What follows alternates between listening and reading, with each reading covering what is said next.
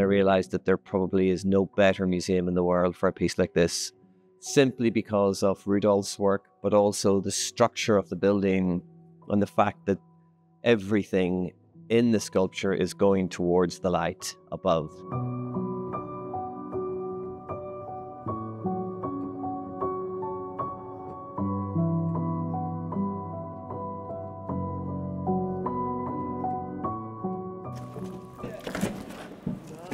The piece is called Momentary Monumentality, which is quite a big title.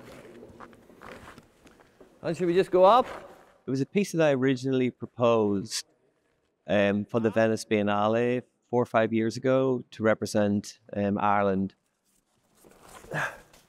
It was a piece that I wanted to be a reference to that point in time between when you die, between heaven and hell. It's called purgatory. It's that transient moment after death between where you go, whether or not to heaven or to hell. There's a really fascinating idea around that not knowing. And I think as a society, we're so, I cannot speak for myself, we're so controlling and so terrified about the unknown and not knowing. I thought purgatory was a really beautiful metaphor for where we are, at least I feel where we are as a society. This idea of, being present and being in the moment, we're so terrified about it because it's transient, it's unknown. So I thought, wow, what a lovely thing to do in Rudolph's museum where it's unknown. I got the sense from his work that he was so sure about his work. It was either heaven or hell for Rudolph, it seems. There was no in between. I thought, well, what about the idea of putting in a piece that was questioning that a little bit? And that's sort of like purgatory, that in between good and bad, heaven and hell, high and low.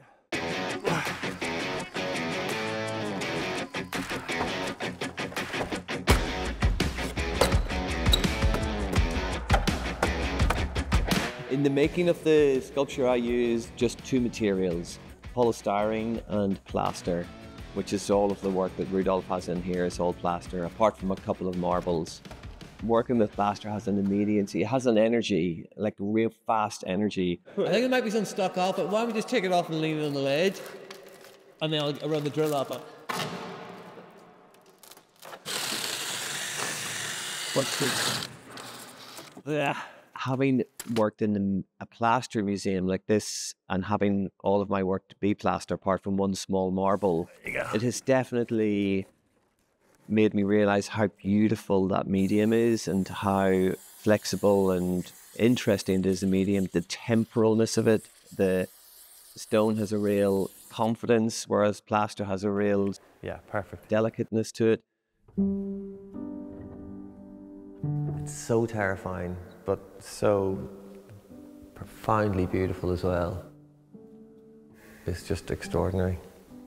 One thing I realized when I started to look at Rudolph's work, actually there is such confidence and such belief in it, but it has this profound insecurity and tenderness that I'm pretty sure he wasn't trying to show, but as an artist I can see it immediately. I hadn't known a lot about Rudolph's work, and what I had seen on images, it didn't attract me. But then when I came here, I realized, oh my God, this guy was really complicated and really tender and really fragile. And you can see it within seconds of coming into the museum. So I thought that was really sweet.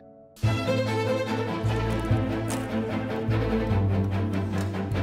angle's perfect. You know what, Joe? See it at the back of his bum.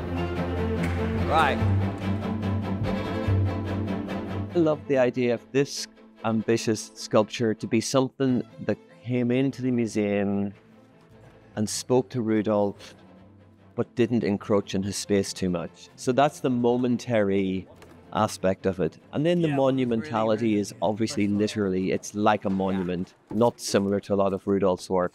So there was that sensitivity that I had where I wanted him to know I was only going to be bugging him for a small period of time. My inspiration is, it can come from a book or it can come from someone's wrist. It can come from anywhere. The good thing about this one is he's got this big straight back, which can be also glued. It comes profoundly, and I suspect this is the same for most people, it comes from within inside. It's underpinned by a desire to make. I'm a maker. I like hard work. I like working. I like making. So it comes from an undercurrent of just an underpinning of just a desire to work. It looks strong, but it's not. It's very delicate.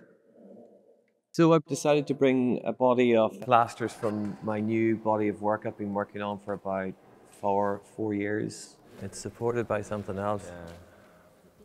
It's a series of works around the family, and it's a new body of work I'm going to be making in stone to exhibit in the next 5 years or so. It's very exciting because it's work that has been abstracted away from the traditional figuration, and it's a very personal, intimate look into my role as a father and a husband and a man as well. So there's been a real deep dive into that, which is quite poignant because I get that from Rudolph's work as well. I think he was looking inside a lot. It's like Rudolph's work as well. This is all very fragile. So when it's transported, you have to be very careful. Yeah, hopefully, yeah. It's probably, yeah. Well.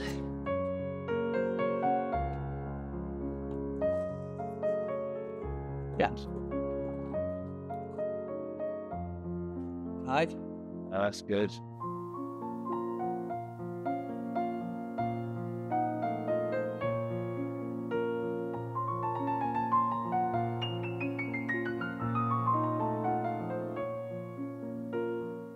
Are all these marks yours here? Are these marks down, these big ones? Yeah, beautiful, beautiful. Yeah, lovely, really lovely. Perfect. Gosh, so you're working your way down where we're not going to do anything anymore.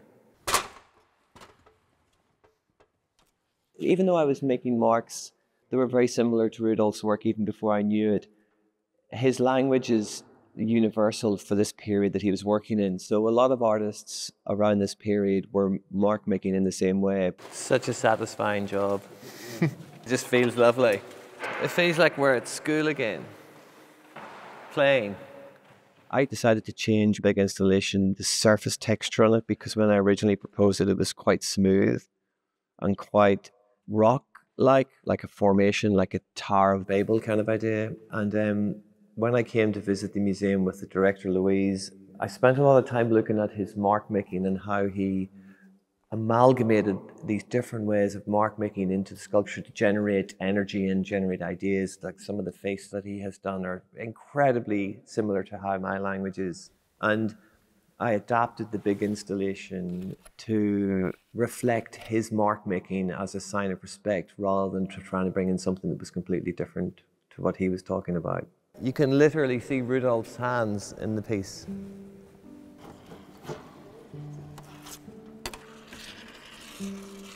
My relationship with Rudolph Keiner it's a tricky one. I think we have an agreement in principle. I don't think he likes me too much, which is fine. I think as I've been here in his museum and as I have hopefully showed him that I respect what he's done, I think he has softened to me a little bit. But I definitely get the feeling he's going to be excited to get rid of me. So we've got a good functioning relationship.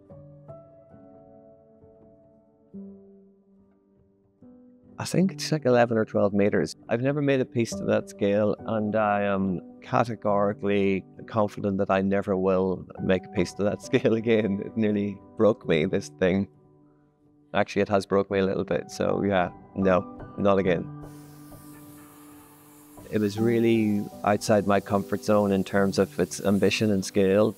I have enjoyed it immensely, but it has been a really difficult process. It's a very big work for me, and it challenged me, I think, physically, but also mentally. It's been a really big challenge. But I think the piece that I've created in the end I'm deeply proud of it.